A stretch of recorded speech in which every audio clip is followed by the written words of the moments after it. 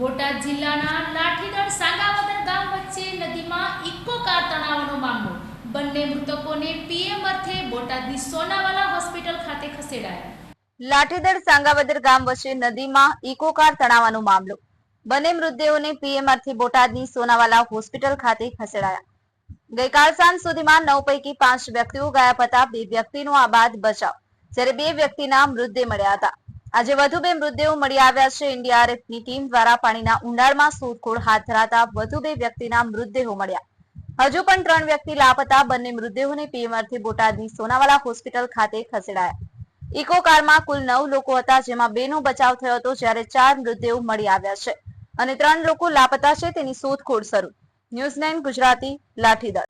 બોટાદમાં ભારે વરસાદના કારણે પાણીના ધસમસતા પ્રવાહમાં ઇકો કાર તણાઈ હતી, જેમાં 9 લોકો સવાર હતા, જેમાં 6 મહિલાઓ અને 3 પુરુષો સવાર હતા, જેમાંથી 2 પુરુષોનો બચાવ થયેલ છે અને કુલ 4 મૃતદેહ અત્યારે મળી આવેલા છે અને બાકીની શોધખોળની એનડીઆરએફ ટીમની દ્વારા કામગીરી ચાલુમાં છે અને તમામ મૃતદેહો મળી જાય એ રીતે અત્યારે સર્ચ ઓપરેશન કરી રહ્યા છે।